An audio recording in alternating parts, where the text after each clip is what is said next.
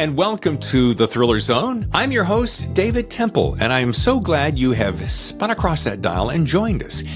We're in season 5 already. That's year 3. We must be doing something right. On today's show, I am very happy to announce that I have a first-time debut author. Now, I don't do these often.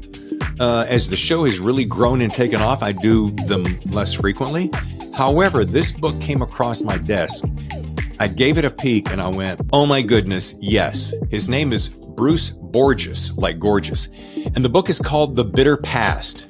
As you can see by the yellow sticky notes and notes throughout, I really enjoyed this book. Before we get there, I want to say a very quick thank you to the nice comments that have been coming into our email box, thethrillerzone@gmail. A lot of folks just taking the time, dropping a quick note saying, we love the show, love the authors you have on there, love just what you're doing. Thank you. I'm humbled and I'm very grateful to be providing this service. I have so much fun.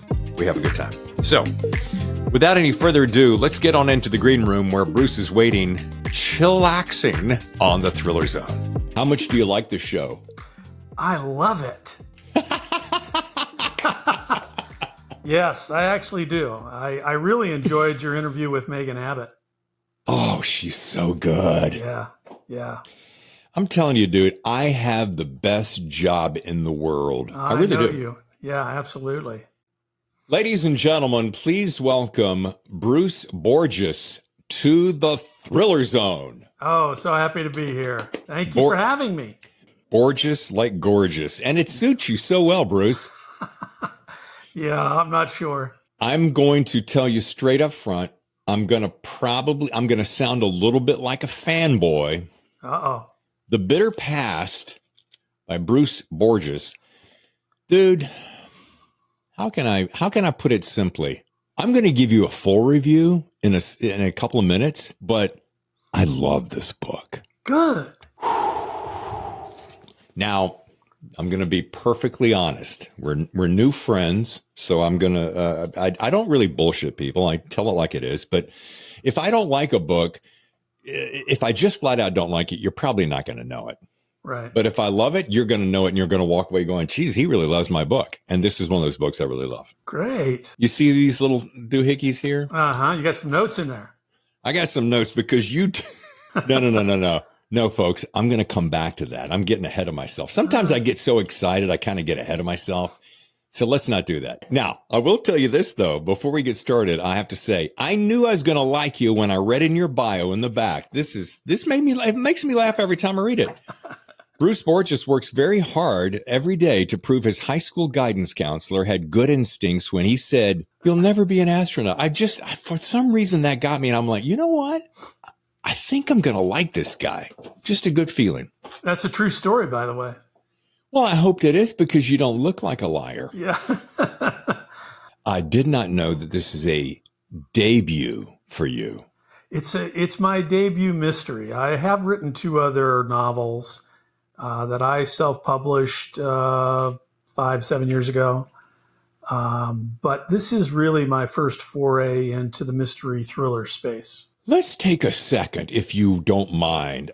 We can name the titles if you want to or not. It doesn't matter to me. My point is sometimes there's a lot of listeners in my show that are self-published guys. I'm a self-published guy. Sure. I've got 9 books under my little banner, and I had this theory early on, and I want to know how it resonates with you.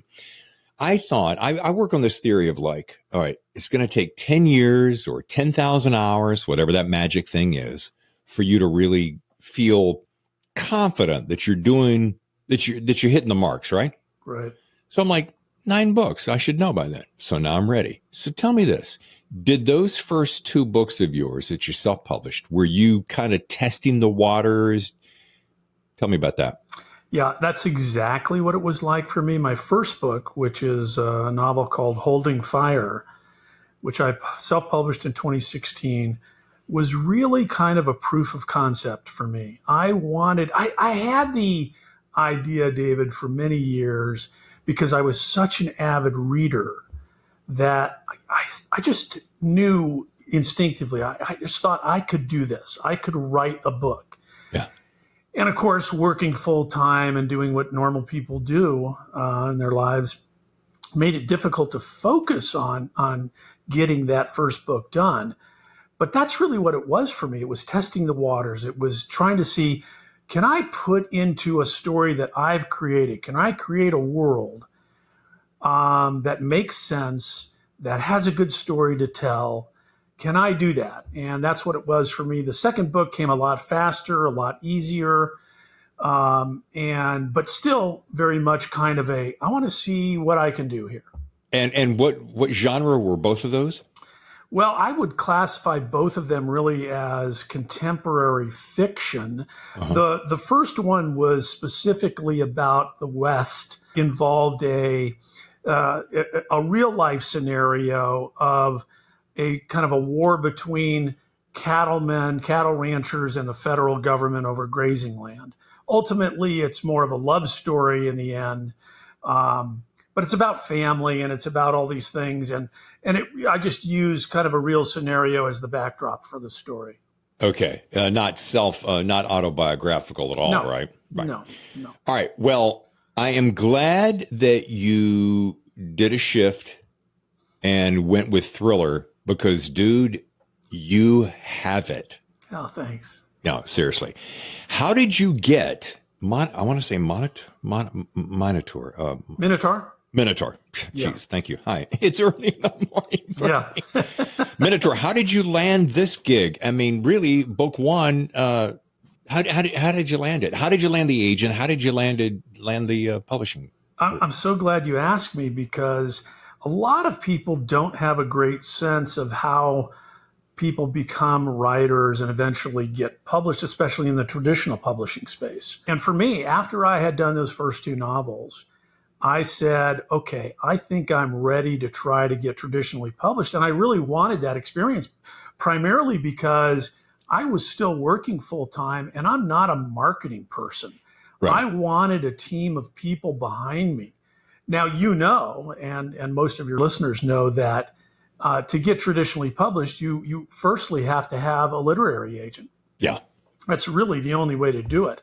The only way. So after I wrote the novel, I studied, or while I was writing it, I was also studying how to get an agent.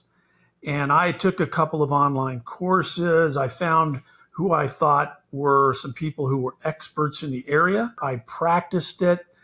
I did everything I could to create the best, what they call query letter to agents, targeted specific groups of agents. And I was very, very fortunate, quite honestly, David. I landed my agent after about the fifth or sixth letter that I sent out. Oh, geez. Yeah, and she's a very well-known agent in New York. And I kind of hit just a gold mine. Like I said, I was very fortunate.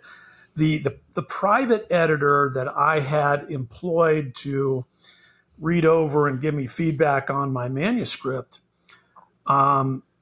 she was fine with me mentioning that my manuscript had been edited by her. And she's a lady by the name of Kristen Weber, and she's extremely good at editing mysteries. And she said, by all means, mention my name in your query letters to agents. And as soon as I did that, my current agent contacted me and said, I want to read your manuscript. Wow. And literally, within just a couple of months after signing with her, she sold the book right away. After we worked on a few things, back and forth, I think I signed with her in December a couple years ago. By February, she started taking it out, and she had sold it in May. Holy bananas. I mean, come on. No, I mean, like I said, a lot of things fell into place. But as you well know, it's you do the things, hopefully, that you need to do to put you in the right place to make those things happen. Okay, well, folks, if you're paying attention and taking notes like I am, here's a couple things. Bruce said, I did the research. So he did the work. Then he practiced. You got to practice. Yes. You got to hone your skills before you get going. And then he mastered the query letter. Now, it does help the fact that you picked a top shelf editor. bueno. Yeah. Yeah. And that you mentioned that you had the wherewithal to follow that instruction and put it in your query. And I got to imagine with your sense of humor, which we're going to get to in a second, your query letter probably, I would love to read. You promise me you'll send me your query letter. Will you do that? Sure. Absolutely. Okay. I won't read it on the show, on the air if you don't want me to, but I do want to read it because I am fascinated by that particular step in success. Yeah. Because it really does. I've talked to a lot of agents over the past 2 years for this show, and they'll tell you, and they'll say this, and this makes so much sense to me, Bruce. They go, if you knew, David, how many query letters I go through in a week, right, and how big the stack of manuscripts, well, the old days is a stack. I'm pointing as though people are looking at home, but it's electronic now. The point is, if you knew the volume that I go through on any given day, you'd realize that if you don't grab me in a sentence or three, you don't stand a chance. No, you don't. That's absolutely right. So I gotta read it. I gotta have the inside scoop. Yeah, okay, I'll send it to you. Kristen Weber, by the way, big props to you. Big love from the Thriller Zone to you. Well, Mr. Borgos, I want to say that, like back to my comment about in the inside blurb, I knew that the humor, all right, if the humor's there, I bet you the humor's going to shine in the book. Let's just see. So it does, and in the bitter past, it shines through most eloquently. And I just could not believe it was a debut, but I was blown away. And you want to know why? Ask me why. Why were you blown away? Because I'm so glad you asked, Bruce. What a great question. It's got everything. It's got great characters you root for. This is not my review yet. I'm just talking about stuff that I like. Great characters you cheer for. The desert. Love the desert. Murder. Russian assassins. Hello. You can stop there. FBI. You even have a nice little dash of romance, which ends up being one of my favorite parts. I'm not a romance reader. This is not a romance book, but the way you weave romance in is so freaking good. And all packaged around a sheriff by the name of Porter Beck. Whew. Whew. That is it in a nutshell. Insert comment. All right, but okay. Can I do this? Because I love doing this. Yep. This is chapter 2. I'm only on chapter 2, and chapter 2 is only 9 pages in, and it starts like this. And I'm gonna truncate it just a little bit to expedite. Porter Beck sitting at his desk. I'm deep in thought, staring down at the pictures of the tortured body of Ralph Atterbury, and don't see her walk into my office. I'm sorry, are you not Sheriff Beck? She says. The question finally reaches the hamster in my brain, currently on a smoke break, apparently in charge of processing incoming messages, causing my head to lift slowly from the desk. Why do you say it that way? I'm still examining her, making mental notes, certain she knows I'm contemplating where our wedding should take place. Oh my God. There are so many times I was laughing out loud with this book. I've got 2 more. I'm not going to give away all my candy in the lobby, but I want to know this. You weave this tapestry of this tale so terrifically engaging. I mean, yes, and I hope this is a compliment to you because I feel the influence of Craig Johnson's Longmire, which, God, I love that series. I didn't read the books, but I love the TV series. Oh, the first yeah. CJ Boxes, Joe Pickett. Yep. But you're still remaining wholly original with Porter Beck. Talk to me about Porter Beck. Where did he come from? How did you make him? You know, all the good questions that authorial guys like you like to tell. Sure. Well, first of all, I'm glad that you like him as a character. He came from a little bit after the point where I had kind of framed out the story. First of all, I'm a history buff at heart.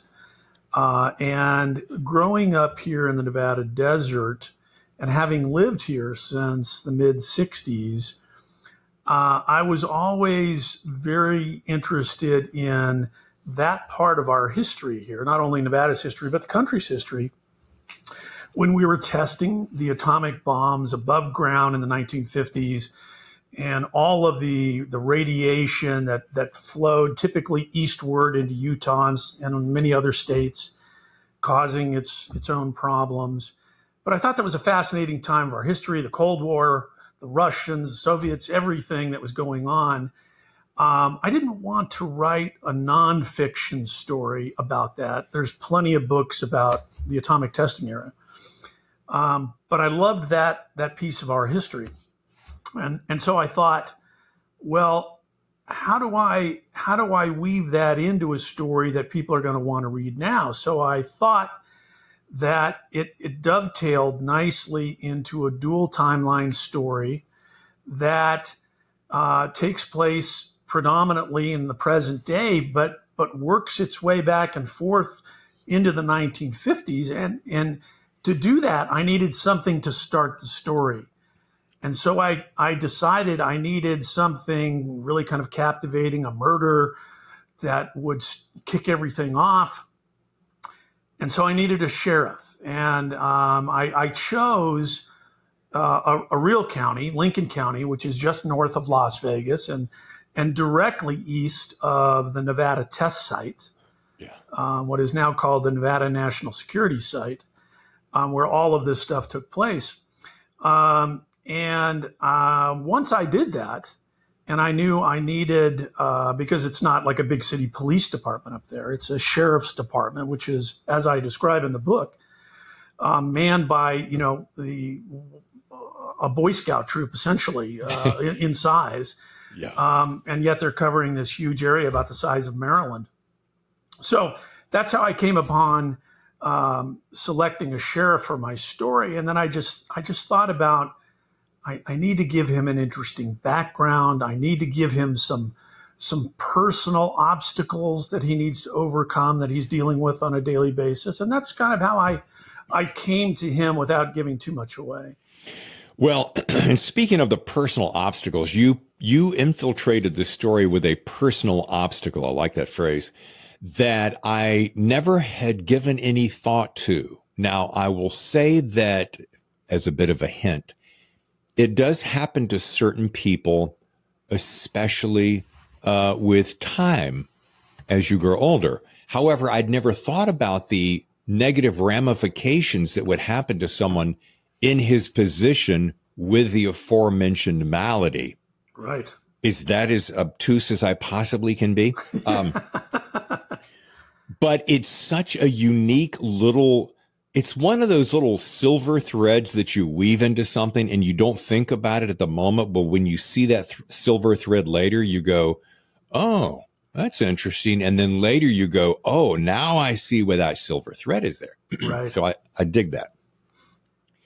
The sense of humor, let me back up a second. That opening scene is probably one of the most graphic opening scenes I've read in a while. And I read a lot of books, Bruce, as you have heard me say on the show. I mean, I don't know. We're approaching a buck and a half here into the 5th season now, year number 3. And I have read a lot of stuff.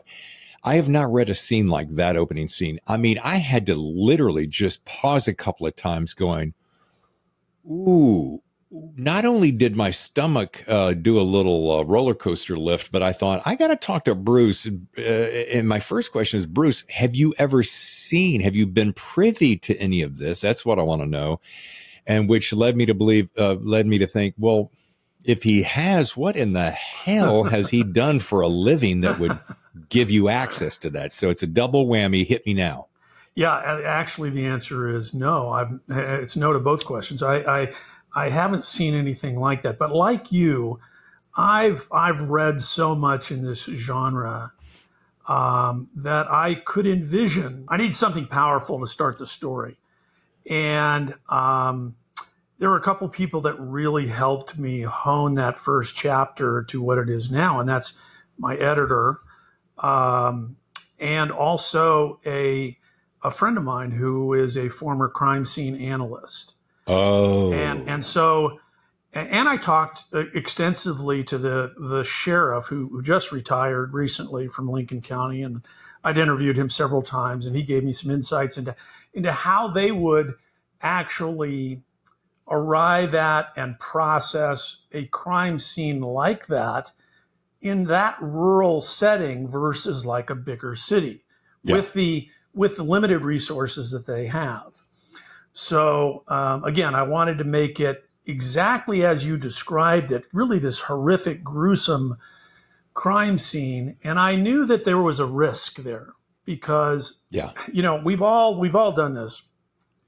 You pick up a book, sometimes in the bookstore, and you read the first couple pages and you go, oh, that's not for me.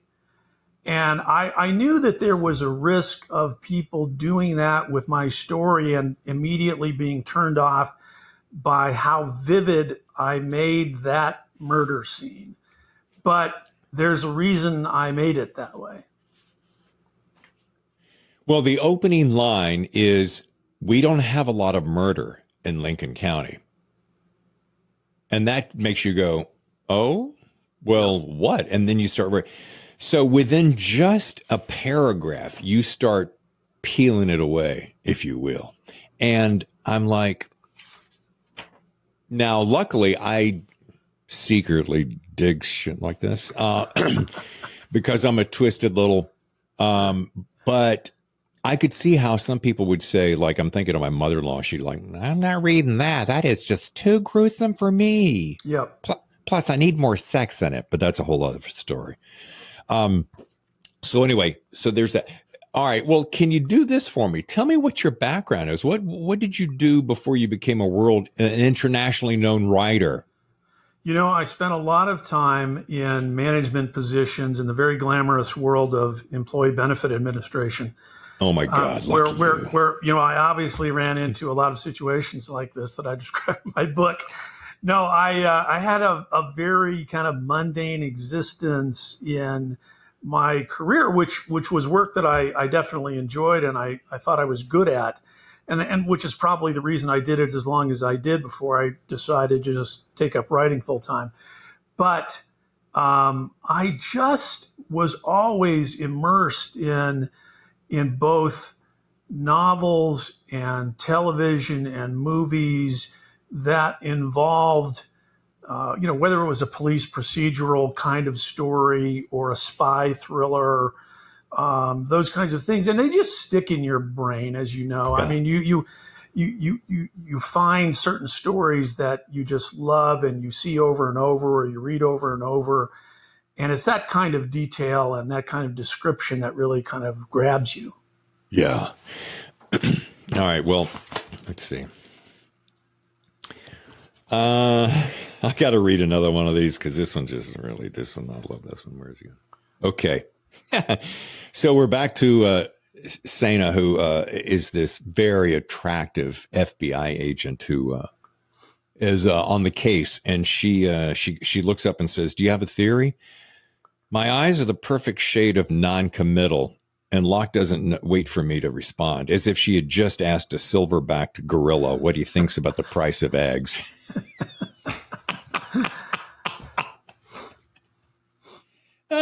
Folks, if you're not enjoying it as much as me, go do something else. But I'll tell you, sometimes you just got to hang with it.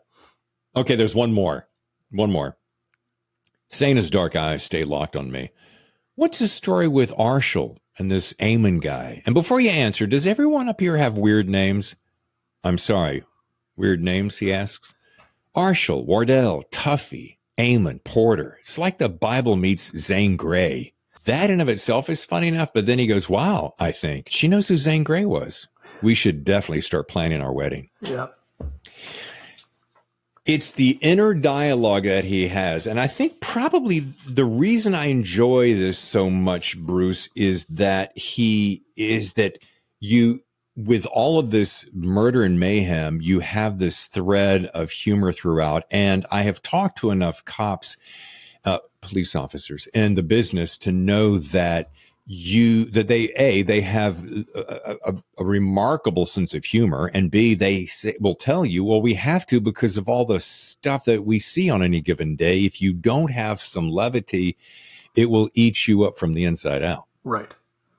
And you know, to that point, so my main character, Porter Beck, has an interesting past himself. He grew up in the Nevada desert in Lincoln County. His father was the sheriff for, you know, several decades.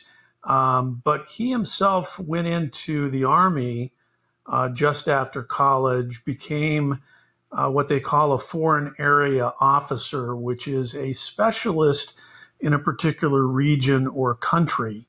So it's attached to, an intelligence type of outfit, but he has a very interesting past in that respect, which comes into play later in the book.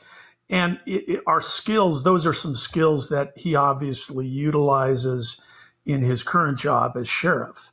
But again, he's also dealing with some kind of disability that he doesn't want to talk about much, not a lot of people know about, and he's trying to figure a way to still do his job with. Yeah, and I don't want to get ahead of myself, but in a upcoming sequel, which I'm very confident that you will have, I'm sure it will show itself more. What I'm hoping is that he'll find relief so that it doesn't take him out of this job, because I see Porter Beck feels like a guy that's going to be around a long time. Yeah, that's certainly my hope. And that's my intention.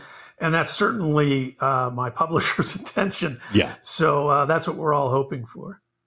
Okay, well, now here's the official. I make notes in the back of the book, things that really mean something to me. And I wrote to myself, and I realized I'm massacring a word here, so just bear with me. I even put it in quotes in case you're wondering.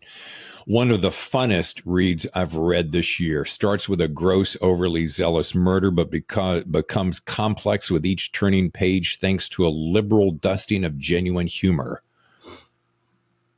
Insert accolades of retort here. That's certainly what I was striving for, quite honestly. I mean, I wanted to write a serious story, but I'm not a serious guy. So the humor was very important to me, and thankfully a number of folks like you, the early reviewers for the most part, really love that part of the book, which is it's that inner dialogue that you spoke of, and how he kind of views everything. And I'm telling you something, for listeners who want to know the definition of finding your voice, read The Bitter Past, and you'll instantly understand when you sit in class trying to learn, what does the professor mean by finding your voice? Here you go, Billy. Pay attention, because this is the personification, a quintessential example of a particular voice that would not be easily duplicated. By the way, I made another note here. It says, one other thing I like about this is not a perfect bow ending. Now, a lot of times you'll get a writer who's written a great book, and all of a sudden you're like, dun, dun, dun, dun, dun, dun, dun, dun, dun, and then, the ending is there and it's gone, and it's done like in 2 pages, and you're kind of like, wow, that kind of ended fast. This doesn't do that. Yeah. This ends, and then it kind of downshifts a little bit into third and fourth and then third, and gives you time to see the new world. And then it kind of tees you up very delicately for what is potentially to come in the future. Kind of cool. Yeah. And I really, thinking that ultimately we wanted to make a series here, I wanted to leave the ending out there like that, which satisfied this initial story, certainly, but gave us some window into what that world was going to be like for Porter Beck and his family going forward.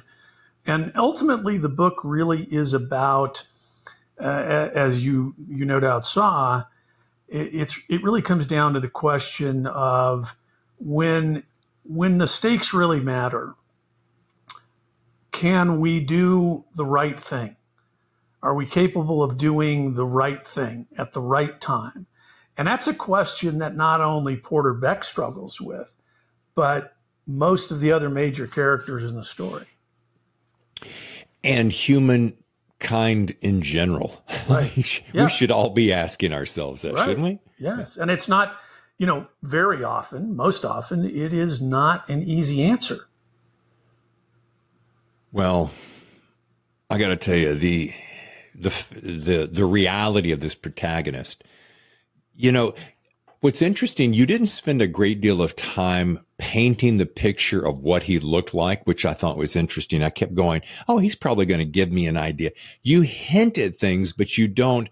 He stood 6'4", 227, Right. you know, whatever. So it allowed me to create my own version of what he was, which, yeah. Yep. And I did that again very purposely. Like you, I'm a huge Craig Johnson lover, but I knew even before the TV show came out exactly what Walt Longmire looked like. Yeah. You know, this real giant of a man, almost like Jack Reacher, that kind of description in a book where you know exactly what this guy looks like. Yeah. And not like the Tom Cruise version of Jack Reacher, but the new guy. And I love that show. But Yeah. so I did want to leave the reader the ability to pretty much decide on their own who Porter Beck was, and certainly physically. Back to Longmire. The thing I always liked about Longmire, he was a loner-ish. His house is in the middle of construction or destruction.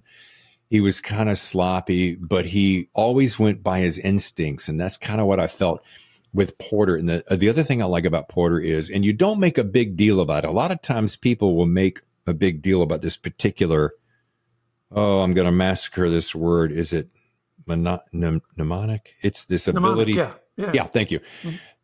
To have this amazing memory and recall of a minutia of detail. And he has that, but you don't beat it over the head. So it's not like he's a secret agent man. Right. But anyway, I'm going to finish by saying that The Bitter Past, folks, is probably one of the most enjoyable books I've read this year. It opens with a horrific scene that you can't get out of your head, sadly to say, or maybe good to say, because it shows you what kind of craftsmanship Bruce has got going. But the good news is it travels through this multitude of characters who are all well crafted. They're believable. Still manages to deliver a secret punch that I'm not quite sure I saw coming. There were hints that I'm like, oh, I think I know it's coming, and you do think, and then all of a sudden you're like, oh, wow, he got me. And a magnificent feat for book one. Well, I appreciate that. I love the feedback, and I'm glad you enjoyed it. I'm glad that there were some surprises for you, and I hope that is indicative of what everyone else will experience when the book comes out here shortly. Yeah, and go ahead and tell me that you are working on the sequel, right? Yes?